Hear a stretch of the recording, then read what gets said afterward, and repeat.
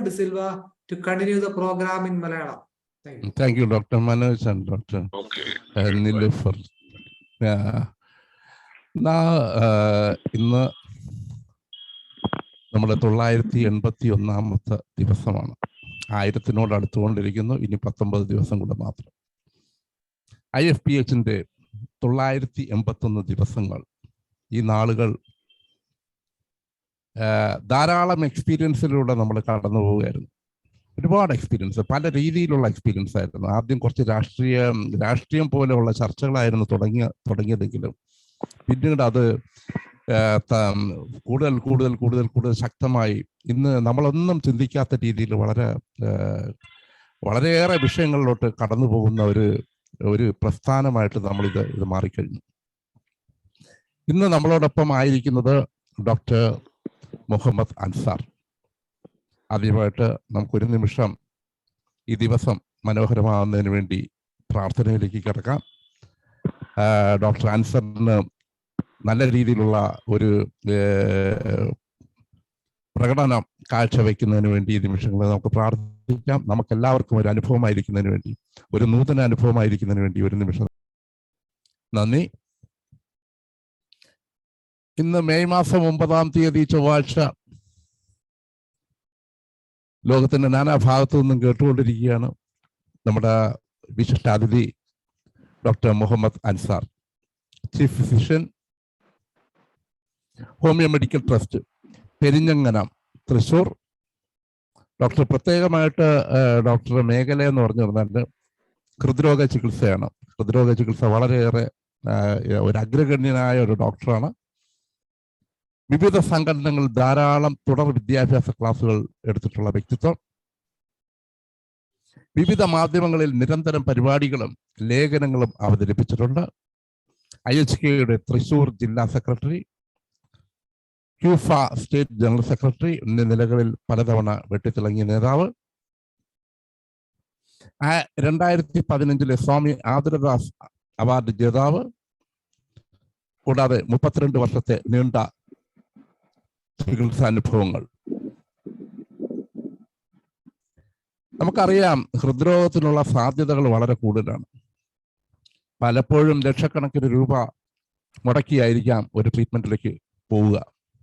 ചിലപ്പോൾ വളരെ നിസ്സാരമായ തുകയ്ക്ക്, ചിലപ്പോൾ 200-500 രൂപയ്ക്കകത്ത് തീരാവുന്ന കേസുകളാണ്.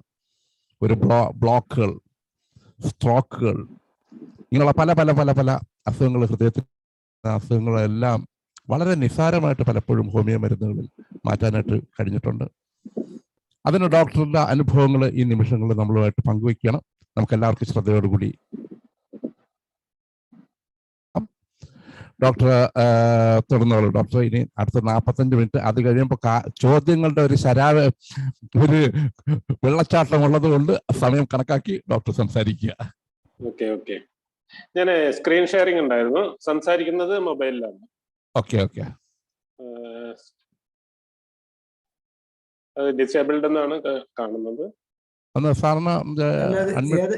ഏത് ഡിവൈസിലൂടെയാണ്? എന്റെ പടമുള്ള ലാപ്ടോപ്പാണ്. ഹാൻഡ് റൈസ് ചെയ്യുമ്പോൾ M1A2 എന്നും പറഞ്ഞിട്ടാ അത് കാണുന്നത്. അതിലല്ല, അത് ഞാൻ ഇത് ചെയ്യുന്നു. അതിലൂടെയാണ് ഞാൻ ഇപ്പൊ സംസാരിക്കുന്നത്. അതിന്റെ മുകളിൽ മുഹമ്മദ് അൻസാർ അൺമ്യൂട്ട് എന്ന് പറഞ്ഞിട്ട് ഏതാ ഡിവൈസ് അറിയാൻ പറ്റുള്ളൂ? iPhone 3 ആണോ? അല്ല, MY-A2 ആണ് ഞാൻ ഇപ്പൊ സംസാരിക്കുന്നത്. അതെ, അതിൽ കോഹോസ്റ്റ് ആണ്. അതിൽ ഷെയർ ചെയ്യാം. അതിലല്ല, ഷെയർ കിടക്കുന്നത് ഏറ്റവും മുകളില് മുഹമ്മദ് അൻസാർ എന്ന് പറഞ്ഞിട്ട്. ജസ്റ്റ് എടുത്ത് നോക്കട്ടെ, നോക്കിക്കോളാം. ഡോക്ടർ മുഹമ്മദ് അൻസാർ എന്ന് പറഞ്ഞു. ഓക്കെ, കണ്ടു. ഓക്കെ, അതിനകത്ത് post. Okay. Hello, good evening to all. ഏതായാലും 1000 ദിവസങ്ങളുടെ വെബിനാർ 1000 ദിവസം അടുക്കുമ്പോൾ അതിനോടനുബന്ധിച്ച് നടക്കുന്ന ഈ നമ്മളൊരു ലക്ഷ്യത്തിലേക്ക് എത്താൻ പോകും. അപ്പൊ അതിനിടയിൽ എനിക്കിങ്ങനെ ഒരു അവസരം തന്ന എല്ലാവരോടും ആദ്യമായി ഞാൻ നന്ദി രേഖപ്പെടുത്തുന്നു. എല്ലാവർക്കും സഹസ്ര ദിന വെബിനാറിന്റെ ആശംസകൾ അർപ്പിച്ചുകൊണ്ട് ഞാൻ തുടങ്ങട്ടെ. ഇതില് ഇതിനു മുമ്പ് ഞാൻ 2-3 തവണ വന്നു. അപ്പോ അന്ന് കുറച്ച് കേസുകൾ പ്രസന്റ് ചെയ്തിരുന്നു. പക്ഷെ ഞാൻ ഇന്ന് പ്രസന്റ് ചെയ്യാൻ ഉദ്ദേശിക്കുന്നത് സ്വാഭാവികമായിട്ടും നമുക്ക് വരാവുന്ന മരുന്നുകൾ, ഏതൊക്കെ മെഡിസിൻസ് ആണ് നമ്മൾ കോമൺ ആയിട്ട് ഉപയോഗിക്കുന്നത് എന്നത് ഒന്ന് നിങ്ങളെ ഒന്ന് ഓർമ്മപ്പെടുത്തുക. ഇതെല്ലാവർക്കും അറിയുന്നതാണ്, ആർക്കും അറിയാത്തതായിട്ടുള്ള ഒരു മരുന്നുമില്ല. അപ്പോൾ അതൊന്ന് ജസ്റ്റ് ഒന്ന് റിമൈൻഡ് ചെയ്യുക എന്നുള്ളത് മാത്രമാണ് ഇന്ന് ഉദ്ദേശിക്കുന്നത്. അതുപോലെ തന്നെ ഏറ്റവും അധികം നമ്മൾ ഇന്ന് പല ഡോക്ടേഴ്സും എന്നോട് വിളിച്ച് ചോദിക്കുന്നത് ഏതൊക്കെ അസുഖങ്ങൾക്കാണ് നമുക്ക് ഹോമിയോപ്പതി ആപ്റ്റായിട്ട് വരുന്നത്. അപ്പം അതിലെ ഏറ്റവും ആദ്യം വരുന്നത് മയോകാർഡിയൽ ഇൻഫാക്ഷൻ തന്നെയാണ്. അതിനുശേഷം മയോകാർഡിയൽ ഇൻഫാക്ഷന് നല്ല റിസൾട്ട് കിട്ടുന്നു. അതുപോലെ റുമാറ്റിക് ഹാർട്ട് ഡിസീസിന് നല്ല റിസൾട്ട് കിട്ടുന്നു. കാർഡിയോ മയോപ്പതിക്ക് നല്ല റിസൾട്ട് കിട്ടുന്നു. എൻഡോകാർഡൈറ്റിസ്, ഇപ്പൊ നമ്മളൊരു സെഷൻ കഴിഞ്ഞു, ഇംഗ്ലീഷ് സെഷനിലെ ടൂത്ത് ഏക്ക് പറഞ്ഞു. ടൂത്ത് ഏക്ക് എന്ന് പറഞ്ഞാല് സാധാരണ ഇതില് ഒരു ടൂത്ത് ഇൻഫെക്ഷൻ അത്ര ഒരു നിസ്സാര കാര്യമല്ല. എൻഡോകാർഡൈറ്റിസിലേക്ക് പോകാവുന്ന ഒരു പ്രധാനപ്പെട്ട ഒരു കാരണമാണ് ടൂത്ത് ഏക്ക്. അപ്പൊ അതുപോലെ വളരെ അതായത് ഫാറ്റലായിട്ട് കാണുന്ന ഒരു രോഗാവസ്ഥ, അതിനെ നമുക്ക് കൺട്രോൾ ചെയ്യാൻ പറ്റും. അങ്ങനെ കൂടാതെ വാൽവുലാർ ഡിസീസസ്, അത് കൂടാണ്ട് അതായത് പൾസ് കൂടിയും കുറഞ്ഞു, ടാക്കിക്കാർഡിയ, ബ്രാഡിക്കാർഡിയ എന്നൊക്കെ പറഞ്ഞ കണ്ടീഷൻസ്, എക്ടോപിക് ബീറ്റ്സ്, അങ്ങനെ ഒരുപാട് നമുക്ക് ഇന്ന് ഒരുപക്ഷെ ഒത്തിരി അസുഖങ്ങൾ ഹാർട്ടിനെ ബാധിക്കുന്നു. പലതിനും ഒരേ ചികിത്സ തന്നെ നൽകിക്കൊണ്ടിരിക്കുന്ന ഒരവസ്ഥയാണ് കാണുന്നത്. കാരണം ഹാർട്ടുമായി ബന്ധപ്പെട്ട് ഏതൊരു പേഷ്യന്റ് ചെന്നാലും അവർക്ക് കഴിക്കാനായി കൊടുക്കുന്ന മരുന്നുകൾ ഏറെക്കുറെ എല്ലാ അസുഖത്തിനും ഒരേ മരുന്നുകളാണെന്നുള്ളതാണ് ഇന്ന് പ്രധാനപ്പെട്ട ചികിത്സാ രീതി നേരിടുന്ന ഏറ്റവും വലിയ വെല്ലുവിളി. അതിൽ നിന്ന് വ്യത്യസ്തമായി നമുക്ക് ഒരുപാട് മെഡിസിൻസിന്റെ ഒരു കലവറ തന്നെയുണ്ട്. കാരണം 100, 200, 500 അല്ല, അതിൽ കൂടുതൽ മെഡിസിൻസ്, ഹോമിയോപ്പതിക് മെഡിസിൻസ് വളരെ നല്ല രീതിയിൽ എഫക്റ്റ് ചെയ്യുന്നത് നമ്മളുടെ കയ്യിലുണ്ട്. അപ്പൊ അത് പലപ്പോഴും നമുക്ക് അറിയില്ല. നമ്മളെല്ലാവരും ഓരോ മെഡിസിൻസിനും ഓരോ ഉപയോഗം അങ്ങ് മനസ്സിൽ കരുതി അതുമായി ഒരു നിശ്ചിത പ്രോട്ടോകോളിൽ അങ്ങ് പോയിക്കൊണ്ടിരിക്കുകയാണ്. കാരണം പലപ്പോഴും നമുക്കറിയാം, നമ്മളുടെ അടുത്ത് വരുന്ന രോഗികളിൽ നമുക്ക് ഒരു രോഗികളുടെ എണ്ണം കൂടുന്തോറും നമ്മളൊരു പ്രോട്ടോ ടൈപ്പായിട്ട് മാറും. അതാണ് ഇന്ന് സാധാരണ കണ്ടുവരുന്നത്. ഈവൻ ഞാനും അങ്ങനെ തന്നെയാണ്, അതിൽ നിന്ന് ആരും വ്യത്യസ്തരല്ല. അപ്പൊ അതുകൊണ്ട് തന്നെ നമ്മൾ പലപ്പോഴും ചില മെഡിസിൻസ് കേൾക്കുമ്പോൾ അത്ഭുതപ്പെട്ടു പോകും. ഇപ്പം മറ്റേ ഡോക്ടർ പറഞ്ഞു കൽക്കേരിയ റീനാലിസിന്റെ ഒരു കാര്യം പറഞ്ഞു. കൽക്കേരിയ റീനാലിസ് ഞാൻ സാധാരണ ഉപയോഗിക്കുന്ന മെഡിസിനാണ്, പക്ഷെ അത് റീനൽ സ്റ്റോണിനാണ് ഉപയോഗിക്കുന്നത്. അതേപോലെ യൂറിക് ആസിഡ് കൂടുതൽ ഉള്ള കണ്ടീഷനിലാണ് ഉപയോഗിക്കുന്നത്. അത് കാർഡിയോളജി ആയിട്ട് ബന്ധപ്പെട്ടതാണ് യൂറിക് ആസിഡ്. അതുകൊണ്ട് തന്നെ കൽക്കേരിയ റീനാലിസിന് അങ്ങനെ ഒരു ഉപയോഗിക്കുന്നത്. അപ്പോഴാണ് പുതിയൊരു വെളിപാട്, പുതിയൊരു അറിവ്, അതായത് ടാർട്ടർ ഓഫ് ടീത്ത് അതിന് നല്ലതാണെന്ന് ആ ഡോക്ടർ പറഞ്ഞു. അപ്പം ഇതുപോലെ നമുക്ക് പെട്ടെന്ന് നമ്മളെ സ്ട്രൈക്ക് ചെയ്യുന്ന ഒരുപാട് കാര്യങ്ങൾ നമുക്ക് കിട്ടും. ഇത് ആരുടെയും അറിവില്ലായ്മയല്ല, നമുക്ക് എല്ലാവർക്കും എല്ലാ മെഡിസിനെ പറ്റി അറിയാം, പക്ഷെ നമുക്ക് ചില സമയത്ത് അത് ഓർമ്മ വരുന്നില്ല. അപ്പൊ അതൊന്ന് ജസ്റ്റ് ഒന്ന് റിമൈൻഡ് ചെയ്യുക എന്നുള്ളത് മാത്രമാണ് എൻ്റെ ഉദ്ദേശം. ഞാൻ അതിലേക്ക് കിടക്കുകയാണ്. പറയാവുന്ന മെഡിസിൻ അക്കോണൈറ്റം തന്നെയാണ്. കാരണം അക്കോണൈറ്റത്തിന് എപ്പോഴും ഉള്ളത്, അതായത് ഹാർട്ട് ഡിസീസിൽ വരുന്ന ഏറ്റവും അധികം ഇനീഷ്യലി, അതായത് പ്രൈമ ഫേസിൽ ഏറ്റവും കൂടുതൽ യോജിക്കുന്ന ഒരു മെഡിസിനാണ് അക്കോണൈറ്റം. അതിന് കാരണം എന്താ വെച്ചാൽ ഫിയർ ഓഫ് ഡെത്ത് തന്നെയാണ്. Fear of death, anxiety, sweat, restlessness, ഇതെല്ലാം ഹാർട്ട് ഡിസീസിൽ ഇമ്പോർട്ടൻ്റ് ആണ്. അതിന് കാരണം എന്ന് പറഞ്ഞാൽ ഹാർട്ടിൻ്റെതാണ് എന്ന് രോഗിക്കോ അല്ലെങ്കിൽ രോഗിയുടെ ബന്ധുക്കൾക്കോ തുടങ്ങുന്നിടത്ത് ഈ അക്കോണൈറ്റത്തിന്റെ സിംറ്റം പ്രോമിനന്റ് ആയിട്ട് വരും. അപ്പൊ അത് പലപ്പോഴും ചോദിക്കും അതൊരു കോമൺ സിംറ്റം അല്ലേ? പക്ഷെ കോമൺ സിംറ്റം ആണ് എങ്കിലും വളരെ ഇമ്പോർട്ടന്റ് ആണ്. അക്കോണൈറ്റത്തിന് ഒരു പക്ഷേ ഒരു രോഗിയുടെ ആയുസ്സിനനുസരിച്ച് അതിന് ആ അക്കോണൈറ്റം കൊടുക്കുമ്പോൾ നമുക്ക് അതിനെ നിയന്ത്രിച്ചു നിർത്താനും അതിന് വളരെ നല്ല രീതിയിൽ മാനേജ് ചെയ്യാനും സാധിക്കും. അത് സാധ്യമായിട്ടുണ്ട്. അതുകൊണ്ട് തന്നെയാണ് ഞാൻ ഇത്രയും ഉറപ്പിച്ച് പറയുന്നത്. അതിൽ ഏറ്റവും കൂടുതൽ വരുന്ന ഇൻഡിക്കേഷൻസ് ആണ് ടാക്കിക്കാർഡിയ ഉണ്ട്, പൾസ് ഫുൾ, ഹാർട്ട്, പിന്നെ വരുന്ന tense and bounding, occasionally intermits, pains left shoulder, stitching pain on chest. അതുപോലെ തന്നെ temporal and carotid arteries felt while sit. അപ്പൊ ഇത്രയും ഇമ്പോർട്ടന്റ് ആയിട്ടുള്ള സിംറ്റംസ് നമുക്ക് അക്വണൈറ്റത്തിൽ കിട്ടും. അത് കൂടാതെ തന്നെ അതിന്റെ ജനറൽ ഇതുകളും കിട്ടും. അപ്പൊ സ്വാഭാവികമായിട്ടും ഏതൊരു പേഷ്യന്റിനും ഇനീഷ്യലി ഒരു ഹാർട്ട് അറ്റാക്ക് ആണെന്ന സംശയം തോന്നുന്ന അവസരത്തിൽ അക്വണൈറ്റം നമുക്ക് 30 മാത്രം കൊടുത്താൽ പോലും അതിനെ നന്നായി റിലീവ് ചെയ്ത് നല്ല രീതിയിൽ മാനേജ് ചെയ്യാനുള്ള ഒരു അവസരം ഉണ്ടാക്കാൻ സാധിക്കും. അതാണ് അക്വണൈറ്റത്തിനെ കുറിച്ച് എനിക്ക് പറയാനുള്ളത്. രണ്ടാമത്തെ ഒരു മെഡിസിൻ ഞാൻ പറയുന്ന അഡോണിസ് ആണ്. അഡോണിസിന്റെ കാര്യം എന്ന് പറഞ്ഞാൽ ഇറ്റ് ഇസ് എ ഡയോററ്റിക്. അഡോണിസിനുള്ള ഒരു പ്രധാന ഉപയോഗം തന്നെ ആ ഡയോററ്റിക് ആക്ഷനാണ്.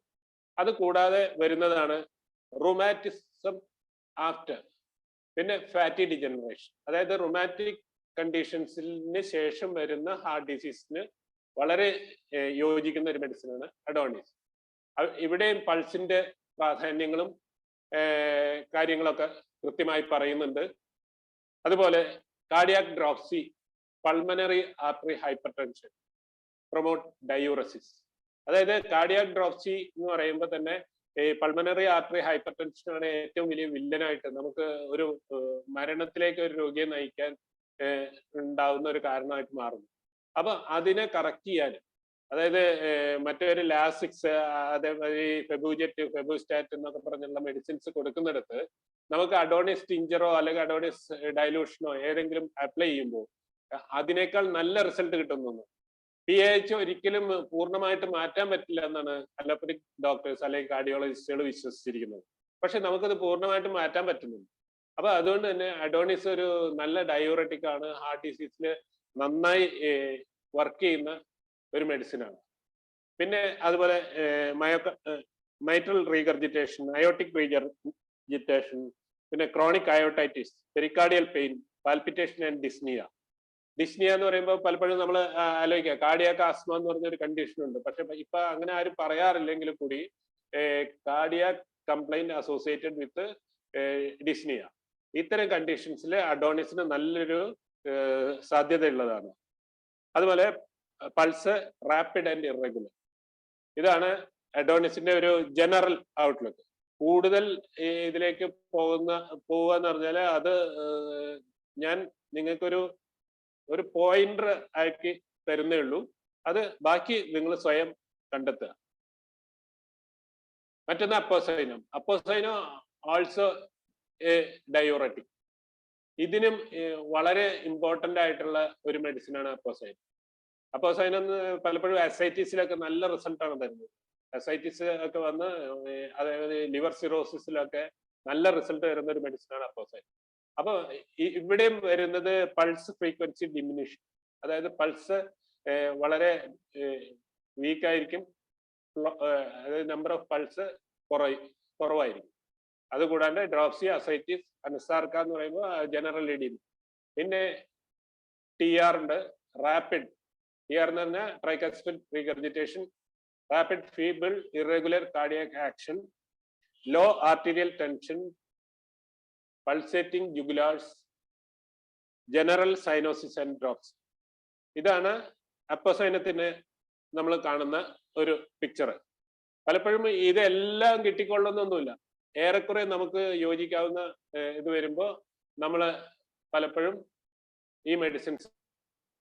അടുത്തതായിട്ട് നമുക്ക് വരുന്ന ഒരു മെഡിസിനാണ് ആർണിക്ക.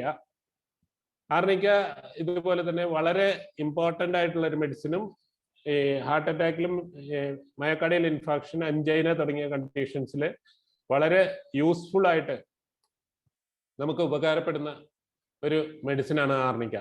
ഇവിടെ ആർണിക്ക ഫ്രീക്വന്റ് ആയിട്ട് ഇനീഷ്യൽ സ്റ്റേജിലൊക്കെ കൊടുക്കുകയാണെങ്കിൽ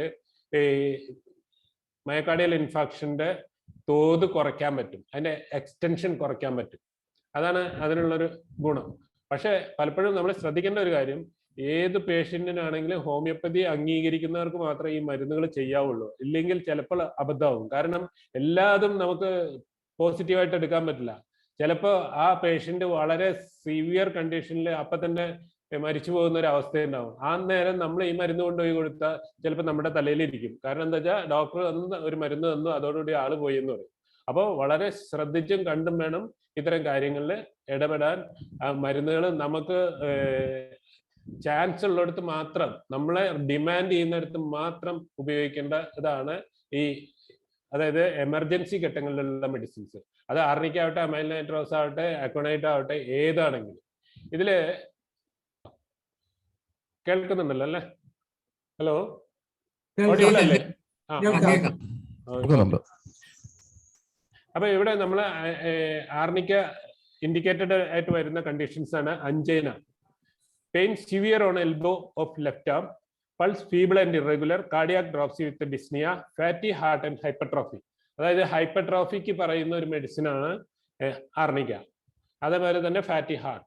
ഈ കണ്ടീഷൻസ് ഒക്കെ നമ്മൾ സാധാരണ കണ്ടുവരുന്ന, ഹൈപ്പർട്രോഫി എന്ന് പറഞ്ഞാൽ LVH മിക്ക കണ്ടീഷൻസിലും ഉണ്ടാവും. കാരണം ഹൈപ്പർ ടെൻഷൻ ഉള്ള ഒരു പേഷ്യന്റ് ഒരുപാട് നാളായിട്ട് മാൽട്രീറ്റഡ് ഹൈപ്പർ ടെൻഷൻ ആണെങ്കിൽ ആ പേഷ്യന്റിന് എപ്പോഴും LVH കാണാം. അപ്പൊ ഇത്തരം കണ്ടീഷൻസിൽ, അത് കൂടാണ്ട് കാർഡിയോ മയോപ്പതി വരുന്ന കണ്ടീഷൻസിൽ ഒക്കെ ആർണിക്ക വളരെ യൂസ്ഫുൾ ആയിട്ട് കാണാറുണ്ട്. ഇനി മറ്റൊരു മെഡിസിൻ ആണ് ഓറമെറ്റ്.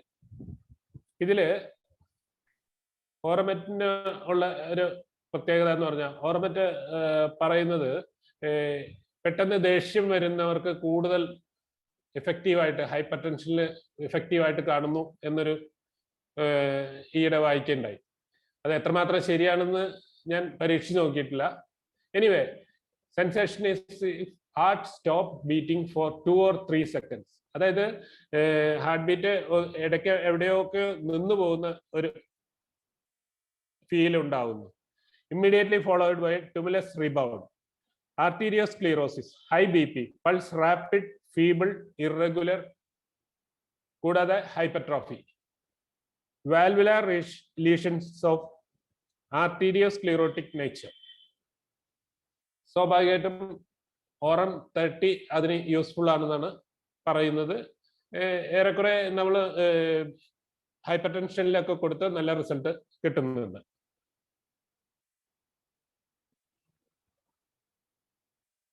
പിന്നെ വരുന്ന മറ്റൊരു മെഡിസിനാണ് അവേന. അവേന ഒരു ജനറൽ ടോണിക്കായിട്ട് ഉപയോഗിക്കാം. അതുപോലെ തന്നെ സ്വാഭാവികമായിട്ടും സോഡിയം കുറവ്, അല്ല ഐ മീൻ പൊട്ടാസ്യം കുറവ്, ഹൈപ്പോകലേമിയ, ആ ഒരു കണ്ടീഷനൊക്കെ വരുന്ന സമയത്ത് അവേന നല്ല റിസൾട്ട് കാണിക്കാറുണ്ട്. അതായത് ക്ഷീണം, ടയേർഡ് ആയിട്ടുള്ള ഫീലിംഗ് ഒക്കെ വരുമ്പോൾ. അതായത് പിന്നെ പറയുന്നത് rheumatism of heart, alcoholism, sleeplessness of alcoholics, bad effects of morphine. ഇത്തരം അവസരങ്ങളിൽ അവേന നല്ല റിസൾട്ട് തരുന്നുണ്ട്. പിന്നെ വരുന്ന മറ്റൊരു മെഡിസിനാണ് ബെരറ്റ കാർബ്. ബെരറ്റ കാർബ് പലപ്പോഴും നമ്മൾ ഒരു ഹാർട്ട് മെഡിസിൻ ആയിട്ട് പലരും കാണുന്നില്ല. പലപ്പോഴും ബെരറ്റ കാർബ് ഒരു ഹൈപ്പർ ടെൻഷനുള്ള മെഡിസിൻ ആയിട്ട് പലരും ഉപയോഗിക്കുന്നത് കാണാറില്ല. എന്നാൽ വളരെ നല്ല റിസൾട്ട് കിട്ടുന്ന ഒരു മെഡിസിനാണ് ബെരറ്റ കാർബ്. അതിൽ പ്രധാനമായിട്ട് വരുന്ന അനൂറിസം ആൻഡ് സെനിലിറ്റി ആണ്. കൂടാതെ arterial fibrosis, soften and degenerate the blood vessel, become distended, leads aneurysm, rupture and apoplexy, palpitation when lying on left side when thinking of, and stress in region of heart, accelerate heart's action first, BP increase, pulse full and hard. ഇങ്ങനെ ഉള്ള ഒരു പിക്ചറാണ് ബെരറ്റ കാർബിന് heart ഡിസീസുമായിട്ടുള്ളത്. Hyper ടെൻഷനിലൊക്കെ നല്ല result തരുന്നുണ്ട്. മറ്റൊരു മെഡിസിനാണ് ബെരറ്റമ്യൂർ. ബെരറ്റമ്യൂർ എല്ലാവരും ഉപയോഗിക്കുന്നതാണ്, പക്ഷെ അതിനൊരു പ്രത്യേകത ഉണ്ട് BP-ക്ക് ഉപയോഗിക്കുമ്പോൾ. അതുപോലെ തന്നെ കൊളസ്ട്രോൾ ഒക്കെ കൂടി BP ഉണ്ട്, അങ്ങനത്തെ ഒരു കണ്ടീഷനിലൊക്കെ ബെരറ്റമ്യൂർ നല്ല റിസൾട്ട് കിട്ടും. അപ്പൊ അതിൽ വരുന്നത് ആർട്ടീരിയോസ്ക്ലീറോസിസ് ഉണ്ട്, ഹൈപ്പർ ടെൻഷൻ ഉണ്ട്, വാസ്കുലാർ ഡീജനറേഷൻ ഉണ്ട്. ഇവിടെ BP-യുടെ പ്രത്യേകത എന്താ വെച്ചാൽ high systole with low diastole എന്നുള്ളതാണ്. അതാണ് ബെരറ്റമ്യൂറിന്റെ ഒരു പ്രത്യേകത. പിന്നെ വരുന്ന ബെലഡോണ. ബെലഡോണ ഒരു violent palpitation, reverberating in head, with labored breathing, palpitation from least exertion, throbbing all over the body, dichrotism, rapid but weak pulse, heart seem too large. അങ്ങനത്തെ ഒരു കണ്ടീഷൻ. അതായത് ബെലഡോണ നമുക്കറിയാം ഒരു അക്യൂട്ട് കണ്ടീഷനിലൊക്കെ നല്ല result തരുന്ന medicine ആണ്. കൂട്ടത്തില് ഇത്തരം ഒരു കണ്ടീഷൻ യോജിച്ചു വരുമ്പോൾ നമുക്ക് ഉപയോഗിക്കാവുന്നതാണ്. മറ്റൊന്ന് കാക്ടസ് ആണ്. Cactus purely heart remedy. Adenomatous arteries and weak heart with arteriosclerosis, toxic goiter with cardiac symptoms, pulseless angina, low BP, endocardial murmur, constriction in chest like an iron band, tobacco heart, violent palpitation, worse in left side. ഇതിലെ adenomatous plaques form ചെയ്യുന്ന ഇതിനെ തടയാൻ ഏറ്റവും best ആയിട്ടുള്ള ഒരു medicine, അതുപോലെ തന്നെ smokers medicine, tobacco users medicine, അതുപോലെ ടോക്സിക് ഗോയിറ്റർ ഉള്ളവർക്ക് ഹാർട്ട് ഡിസീസുമായി അസോസിയേറ്റ് ചെയ്ത് വരുമ്പോൾ കൊടുക്കാവുന്ന മെഡിസിൻ. അങ്ങനെ ഒത്തിരി കണ്ടീഷൻസിൽ കാക്ടസ് വളരെ ഇമ്പോർട്ടൻ്റ് ആണ്. അതിൻ്റെ പെയിൻ വളരെ ടിപ്പിക്കൽ പെയിൻ ആണ്. Iron band, like iron band എന്ന് പറയുന്നത്. അത്രയും കൺസ്ട്രക്റ്റീവ് ഫീലിംഗ് ചെസ്റ്റിൽ ഉണ്ടാകുന്ന ഒരവസ്ഥയിൽ കാക്ടസ് നല്ല റിസൾട്ട് കിട്ടുന്നുണ്ട്.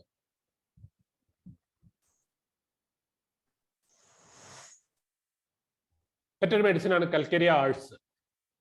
Slightest emotions causing palpitation, dyspnoea with feeble heart, albuminuria, dropsy, haemoglobin and RBC low, constriction and pain on cardiac region, suffocation, palpitation, oppression, throbbing pain in back extending to arms.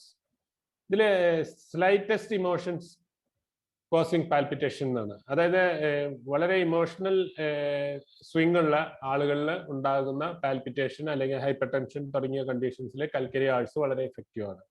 പിന്നെ dyspnoea with feeble heart, നേരത്തെ പറഞ്ഞു cardiac asthma വിത്ത് heart എന്ന് പറഞ്ഞ് അതേ കണ്ടീഷൻസിൽ ഇത് ഉപയോഗിക്കാം. മറ്റൊരു condition albuminuria, dropsy, HB and RBC low എന്ന് പറയുമ്പോൾ കിഡ്നി ഡിസീസുമായി ബന്ധപ്പെട്ട് കിഡ്നി ഡിസീസും അതിനോടൊപ്പം തന്നെ ഹാർട്ട് ഡിസീസും കൂടി കമ്പൈൻ ചെയ്തു വരുന്ന അവസരങ്ങളിൽ കൽക്കരിയ ആൾസിന് നല്ലൊരു റോളുണ്ട്. പിന്നെ construction and pain in on cardiac region എന്ന് പറയുന്നത്. പിന്നെ suffocation, palpitation, operation, throbbing pain in back extending to arms. ഇതൊരു ജനറൽ പെയിൻ്റെ നേച്ചറാണ്. അപ്പോൾ കൽക്കരിയ ആൾസ് ഈ പറഞ്ഞതുപോലെ തന്നെ നല്ല ഒരു റിസൾട്ട് തരുന്ന മെഡിസിനാണ്. മറ്റൊന്ന് calcarea carb. Palpitation at night after eating. Patients വന്ന് വളരെ അധികം പേര് പറയുന്ന ഒരു സിംറ്റമാണ് അത്. ഭക്ഷണം കഴിച്ചു കഴിഞ്ഞാൽ വല്ലാത്തൊരു ബുദ്ധിമുട്ടുണ്ടാവും എന്നും പറഞ്ഞിട്ട്. അതായത് കിതപ്പ് ഫീൽ ചെയ്യണു, ചെസ്റ്റ് പെയിൻ ഫീൽ ചെയ്യണു എന്നൊക്കെ പറഞ്ഞിട്ട് പറയാറുണ്ട്.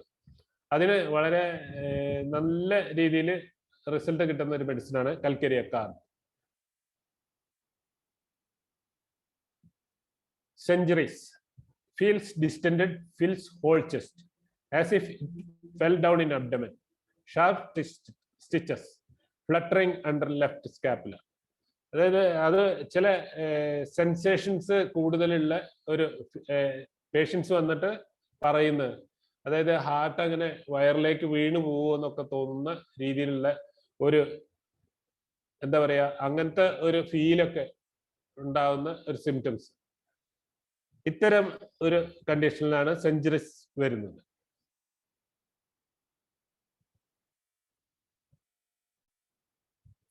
മറ്റൊരു മെഡിസിനാണ് കൺവലേറിയ മേജാലിസ്. ഈ കൺവലേറിയ മേജാലിസും ഈ പറഞ്ഞതുപോലെ തന്നെ ഒരു ടുബാക്കോ യൂസ് ചെയ്യുന്ന ആളുകൾക്ക് കൂടുതൽ എഫക്റ്റീവ് ആയിട്ട് കിട്ടുന്ന ഒരു മെഡിസിനാണ്. Ventricles over distended, dilatation begins. അതായത് കാർഡിയോമയോപ്പതി, ഡയലേറ്റഡ് കാർഡിയോമയോപ്പതി തുടങ്ങിയ കണ്ടീഷൻസിൽ അതിനെ നമുക്ക് ഈ കൺവലേറിയ മേജാലിസിലൂടെ കൺട്രോൾ ചെയ്യാൻ പറ്റും.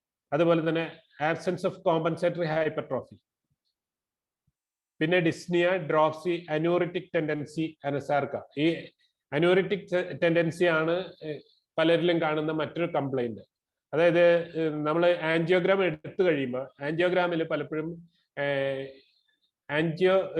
എക്ടേസിയ എന്ന് പറഞ്ഞൊരു കണ്ടീഷൻ വരും. എക്ടേസിയ എന്ന് പറയുമ്പോൾ അത് അനൂറിറ്റിക് കൊറോണറി ആർട്ടറീസ്. ഈ അനൂറിറ്റിക് കൊറോണറി ആർട്ടറീസ് പലപ്പോഴും വരുന്ന ബാഡ് എഫക്റ്റ് ഓഫ് ടുബാക്കോ ആവാം, അല്ലെങ്കിൽ മറ്റെന്തെങ്കിലും കാരണമാവാം. ഇപ്പൊ ഒരുപാട് പേരിൽ ഈ ഒരു കണ്ടീഷൻ ഉണ്ടാവാറുണ്ട്. അപ്പൊ അതുകൊണ്ട് തന്നെ അതിന് നമുക്ക് ഈ ആൻജിയോപ്ലാസ്റ്റിയോ ബൈപ്പാസോ ഒന്നും സക്സസ് അല്ല. അപ്പൊ അത്തരം കണ്ടീഷൻസിൽ ഒരുപാട് കേസ് അങ്ങനെ വരുന്നുണ്ട്. അത്തരം കണ്ടീഷൻസിൽ കൺവലേറിയ മേജാലിസ് ഒരു നല്ല റിസൾട്ട് തരുന്ന മെഡിസിൻ ആണ്.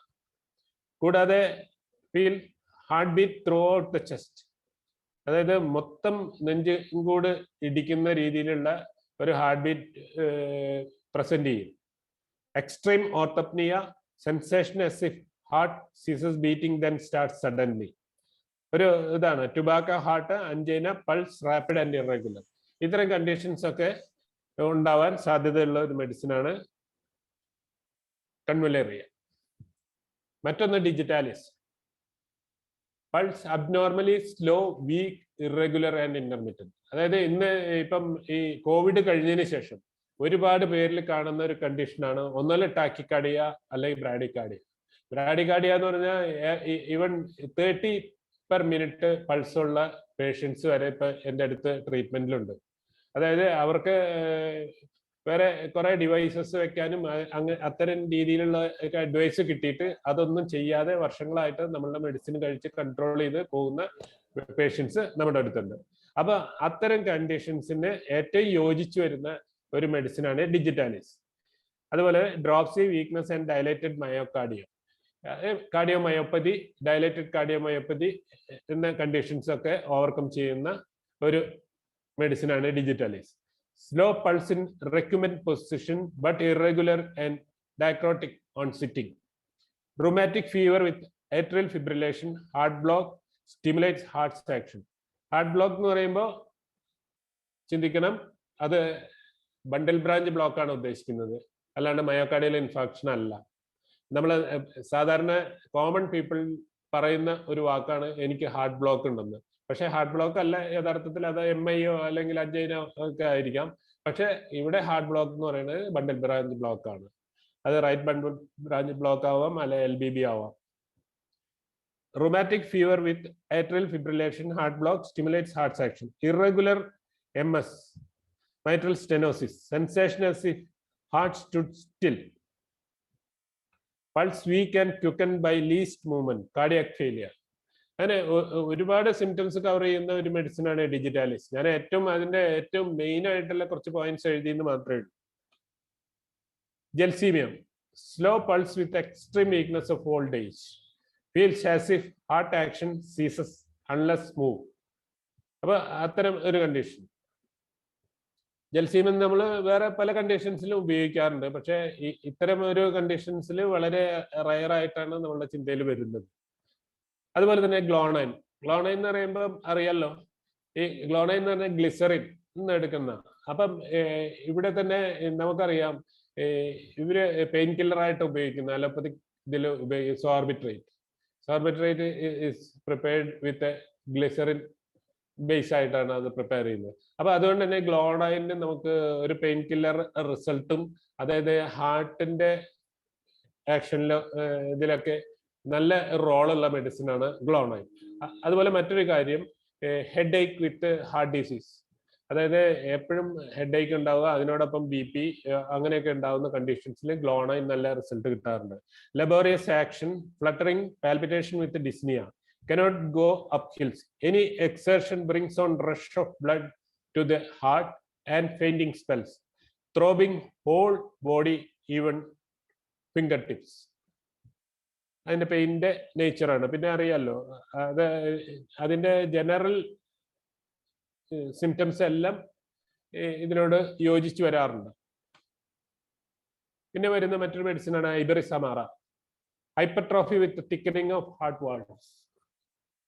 അതായത് ഹൈപ്പർട്രോഫി എന്ന് പറയുമ്പം ഈ കണ്ടീഷനിൽ ഒന്നുമില്ല BP LVH ഇതായിട്ട് വരുന്നത്, അല്ലെങ്കിൽ കാർഡിയോമയോപ്പതിയിൽ വരുന്ന ഹൈപ്പർട്രോഫിക് കാർഡിയോമയോപ്പതി എന്ന് പറഞ്ഞൊരു കണ്ടീഷൻ ഉണ്ട്.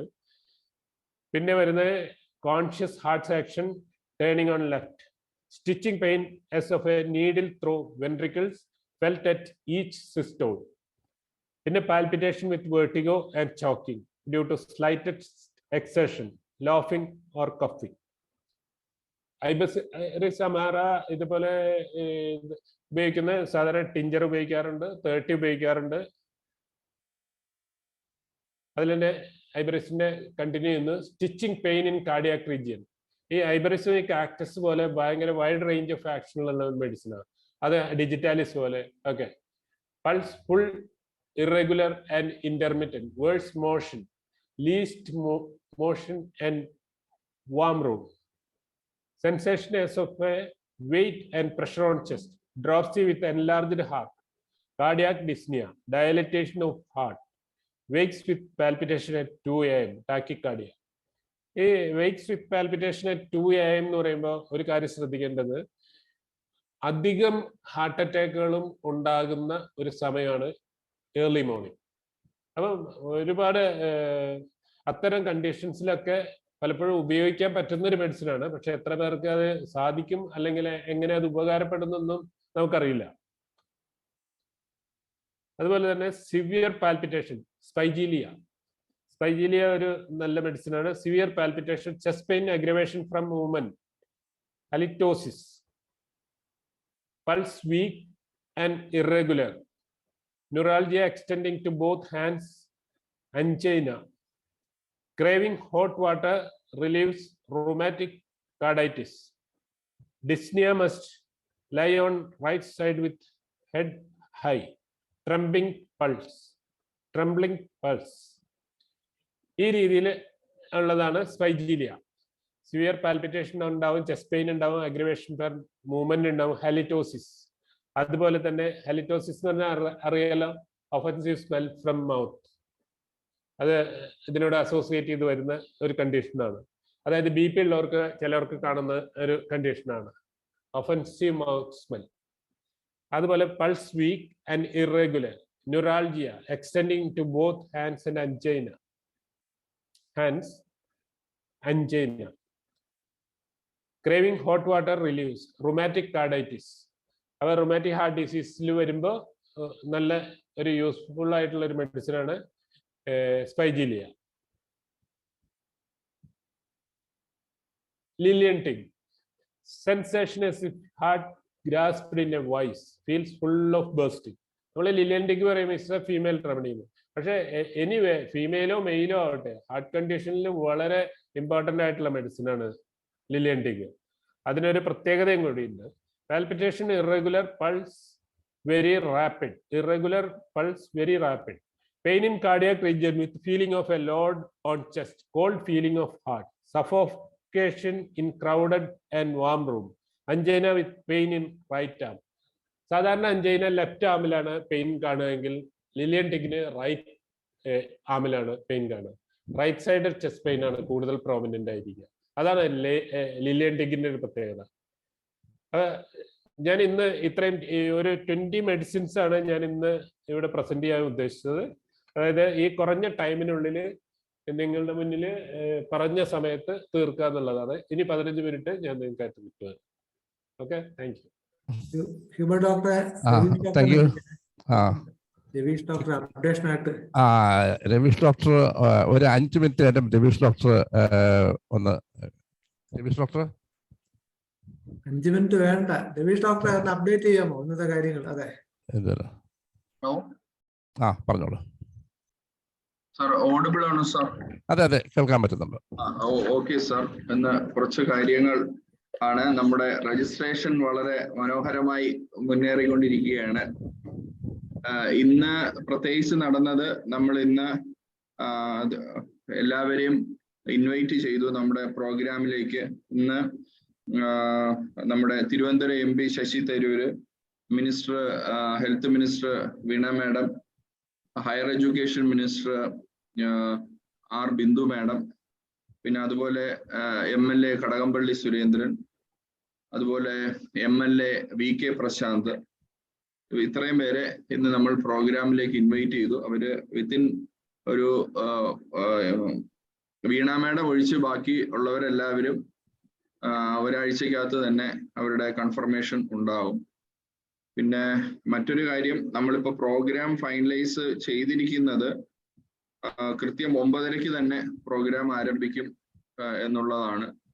അപ്പൊ അതില് ഈ ഒരു എവിഡൻസ് ബേസ്ഡ്, അതായത് ഒരു പബ്ലിക് അവയർനെസ് മോഡില് ഒരു ഷോർട്ട് പേപ്പർ പ്രസന്റേഷൻ ഒരു 10 പേരത് ഉണ്ടാകും ഡോക്ടർമാരുടെ ഭാഗത്തു നിന്നും. ഒരു 5 minutes പ്രസന്റേഷനും പിന്നെ ഒരു 5 minutes ഒരു ഡിസ്കഷനും, അതാണ് ഉദ്ദേശിക്കുന്നത്. പിന്നെ ഒരു 5 എണ്ണം ലവേഴ്സ് ഇല്ലെങ്കിൽ അതിന്റെ സപ്പോർട്ടേഴ്സ് ഇല്ലെങ്കിൽ അതിന്റെ പേഷ്യൻസ് അവരുടെ അനുഭവങ്ങൾ പങ്കുവയ്ക്കുന്നത് ഒരു 5 minute സെഷനായിട്ട് ഒരു 5 എണ്ണം ഉണ്ടാകും. ഓക്കെ, അതാണ്. പിന്നെ നമ്മുടെ ചീഫ് ഗസ്റ്റ് ആയിട്ടുള്ള ഗവർണറുടെ ഫംഗ്ഷൻ ഒരു 90 minute 1.5 മണിക്കൂറിന്റെ ഒരു പ്രോഗ്രാമാണ്. അപ്പൊ അതിലുപരി ഒരു ചില ഗസ്റ്റുകൾ നമുക്ക് ഈ ഗവർണറുടെ ഫംഗ്ഷൻ ടൈമിൽ തന്നെ എത്തിച്ചേരും. അപ്പൊ അതില് ഇപ്പം നമ്മുടെ VK പ്രശാന്ത് MLA പറഞ്ഞിരിക്കുന്നത് ഗവർണർ വരുന്ന ടൈമിൽ പുള്ളിക്കാരൻ എത്തിക്കൊള്ളാം എന്നുള്ളതാണ് ഇപ്പോൾ പറഞ്ഞിരിക്കുന്നത്. അപ്പൊ അതുപോലെ ചിലർ ഗവർണറുടെ ഫംഗ്ഷനിൽ തന്നെ എത്തും. അല്ലാത്തവർ, കാരണം അന്ന് June 1 പ്രവേശനോത്സവം ഉണ്ടായതുകൊണ്ട് മിനിസ്റ്റേഴ്സിന് അതാത് ജില്ലകളിൽ ചാർജ് ഉണ്ട്. അപ്പൊ അത് കഴിഞ്ഞിട്ട് ഉച്ചയ്ക്ക് ശേഷമായിരിക്കും അവർ മിനിസ്റ്റേഴ്സ് എത്തിച്ചേരുന്നത്. അതനുസരിച്ച് അവർക്ക് അവരെന്താണോ പ്രോഗ്രാം ഇനാഗ്രേറ്റ് ചെയ്യുന്നത് അതിന്റെ ഒരു ഷോർട്ട് ഡിസ്ക്രിപ്ഷനും അവരുടെ സ്പീച്ചും ആയിരിക്കും ഉണ്ടാകുന്നത്. പിന്നെ ഇതിനകത്ത് ഉണ്ടാകുന്നത് ഒരു ഹെർബേറിയത്തിന്റെ ഒരു പ്രദർശനം അവിടെ ഉണ്ടാകും. അപ്പൊ അതുപോലെ തന്നെ നമ്മൾ കോളേജുകളിൽ നിന്നും ഒരു 3 പേപ്പർ ഒരു പോസ്റ്റ് ഗ്രാജുവേറ്റ് സ്റ്റുഡൻസിന് വേണ്ടി നമ്മൾ മാറ്റി വെച്ചിട്ടുണ്ട്, കോളേജിൽ നിന്നുള്ള സ്റ്റുഡൻസിന്റെ ഒരു പാർട്ടിസിപ്പേഷന് വേണ്ടി. പിന്നെ അതിലുപരി നമ്മുടെ ഹ്യൂബർട്ട് സാറിന്റെ 1 മണിക്കൂറത്തെ ഒരു മ്യൂസിക് പ്രോഗ്രാമും നമ്മൾ ഉണ്ടായിരിക്കും. അത് ആൾറെഡി റിസർവ്ഡ് ആണ്, അതും നമുക്കുണ്ടായിരിക്കും.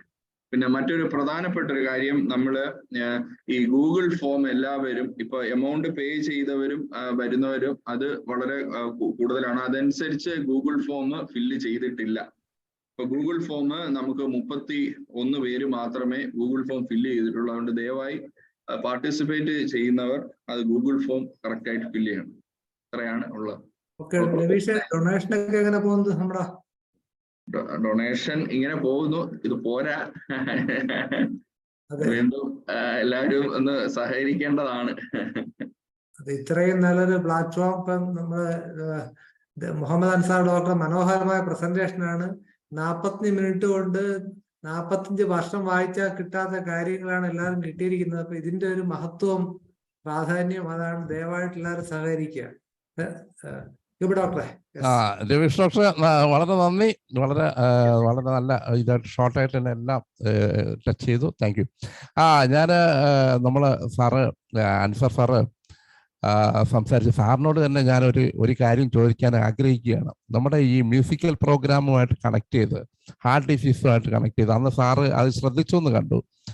ഞാൻ അവിടെ വെച്ച് ചെറിയൊരു സംഭവം അവതരിപ്പിച്ചല്ലോ.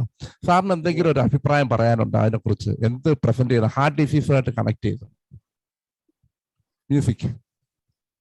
ഹാർട്ട് ഡിസീസുമായിട്ട് കാരണം റിതമാണല്ലോ, അതെ, ഹാർട്ടിന്റെ ഇത്. അപ്പം പൾസ്, ബ്രാഡികാർഡിയ, ടാക്കിക്കാർഡിയ. അപ്പം ബ്രാഡിക്ക് ഏതൊക്കെ മെഡിസിൻ വരും, ടാക്കിക്കാർഡിയക്ക് ഏതൊക്കെ മെഡിസിൻ വരും. അതുപോലെ തന്നെ പെയിൻ, സിവിയർ ചെസ്റ്റ് പെയിൻ വരുമ്പോൾ അങ്ങനെ ആ ഒരു രീതിയിൽ, അതായത് ഇപ്പൊ പെയിനൊക്കെ ഇത് ചെയ്യുകയാണെങ്കിൽ അക്യൂട്ട് പെയിൻ എന്ന് പറഞ്ഞാൽ തീവ്രമായ പെയിൻ, അക്യൂട്ടൈറ്റം. പിന്നെ ടോസിങ് അബൌട്ട് ആഗണി എന്നല്ലേ, വേദന കൊണ്ട് പുളയുന്ന ഒരു രോഗി എന്നുള്ള ആ ഒരു കൺസെപ്റ്റില് നമുക്ക് അക്കോണൈറ്റം പറ്റും, പിന്നെ ആർണിക്കാൻ പറ്റും. അങ്ങനെ ഓരോന്ന് കണക്ട് ചെയ്തിട്ട് ചെയ്യാൻ പറ്റും. ഞാനത് ഉദ്ദേശിച്ചു, അതുകൊണ്ടാണ് സാറിനോട് ചോദിച്ചത്. പ്രസാദ് സാറ് ഇങ്ങനെ ഹാൻഡ് റൈസ് ചെയ്തിട്ട് സാർ സംസാരിച്ചോളൂ സാറ്. കാണാമോ? കേൾക്കാൻ പറ്റുന്നു സാറ്. ഞാൻ പ്രസാദ്. ആദ്യം തന്നെ പറയാ, പ്രതിപക്ഷ നേതാവ് ഗവർണർ വരുന്ന സമയത്ത് തന്നെ വരാൻ സമ്മതിച്ചിട്ടുണ്ട്. അപ്പൊ ഒന്നും കൂടി അവിടെ ഡീറ്റെയിൽസ് കൊടുക്കണമെന്ന് പറഞ്ഞു. അപ്പൊ ഞാൻ കഴിഞ്ഞ ദിവസം പോയി കണ്ട്, പിന്നെ വേറെ കാര്യത്തിൽ പോയപ്പോ ഡയറിയിൽ കുറിച്ച് വെച്ചിട്ടുണ്ട്. 2 അനുഭവ പരിചയം പറയാൻ KSEB ഒരു എഞ്ചിനീയർ പറഞ്ഞ് സമ്മതിപ്പിച്ചിട്ടുണ്ട്. അദ്ദേഹം സാബു എന്ന് പറഞ്ഞ ആളിന്ന് ഫില്ല് ചെയ്തിട്ടുണ്ട്.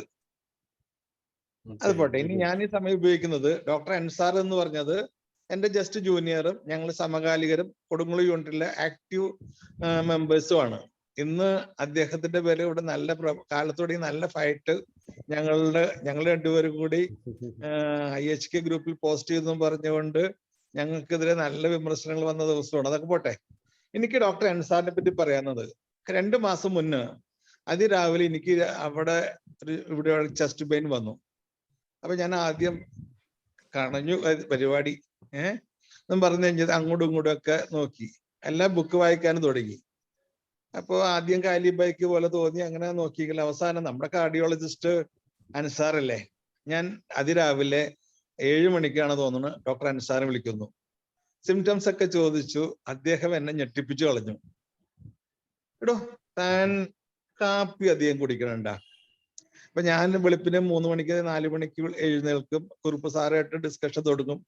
അങ്ങനെ ആ സമയത്ത് ഭാര്യ എനിക്ക് വരില്ല. അപ്പൊ കിട്ടുന്ന സമയത്ത് ഇടക്കിടക്ക് പോയി 3 കപ്പ് 4 കപ്പ് 5 കപ്പ് കാപ്പി സ്ട്രോങ് കുടിക്കും.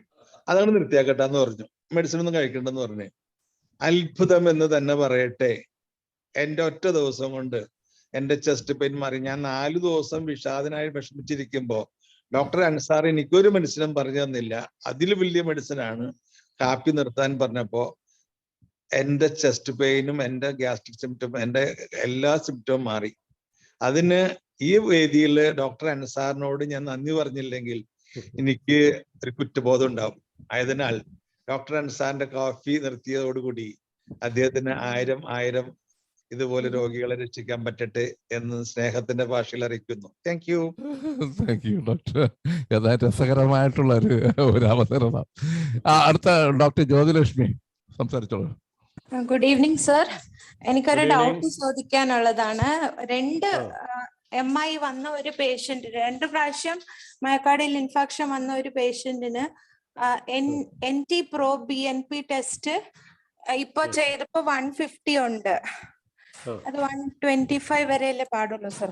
അപ്പൊ അത് നമ്മൾ എത്ര നാള് കൂടുമ്പോ ഈ ടെസ്റ്റ് റിപ്പീറ്റ് ചെയ്ത് നോക്കണം? അത് ഒരു ട്രീറ്റ്മെന്റ് എടുക്കുന്നവരിൽ 6 മന്ത്സിൽ ചെയ്യാം. 6 മന്ത്സ് കൊണ്ട് 3 മന്ത്സ് കൊണ്ടൊക്കെ നോർമലായി കിട്ടാറുണ്ട്. Okay sir. അപ്പൊ ഇതിന് നമുക്ക് എന്തെങ്കിലും സ്പെസിഫിക് ആയിട്ടുള്ള മെഡിസിൻസ് സർ സജസ്റ്റ് ചെയ്യുന്നുണ്ടോ? അത് ആളുടെ കണ്ടീഷൻ എന്താണെന്ന് നോക്കിയിട്ട് അതിനനുസരിച്ച് എന്താണ് ആളുടെ ബുദ്ധിമുട്ടുകൾ ഉണ്ടായിരുന്നത്, പിന്നെ എക്കോയിൽ എന്തൊക്കെ ഫൈൻഡിങ്സ് ആണ് ഉള്ളത് എന്നുള്ളതൊന്ന് നോക്കണം. അത് നോക്കിയിട്ട് അതിനനുസരിച്ച് മെഡിസിൻ കൊടുത്താൽ ശരിയാവും. അതില് ആർണിക്ക വേണ്ടി വരും, ചിലപ്പോൾ ജിങ്കോ ബൈലോബ ടിഞ്ചർ വേണ്ടി വരും, അങ്ങനെയൊക്കെ. ഓക്കെ. നേരത്തെ കാർഡിയോമയോപ്പതി ഉണ്ടായിരുന്നു, പിന്നെ അത് മാറി. എല്ലാ ആളുടെ മാറൂല, അവിടെ ഉണ്ടാവും. അത് ശരി. അത് മാറാൻ സാധ്യത ഇല്ല. കാർഡിയോമയോപ്പതി അല്ല സർ, സോറി, ഗ്ലോബൽ ഹൈപ്പോകൈനേസിയ ആയിരുന്നു. ഗ്ലോബൽ ഹൈപ്പോകൈനേസിയ മാറാൻ സാധ്യതയുണ്ട്, കുറഞ്ഞു വരികയൊക്കെ ചെയ്യും.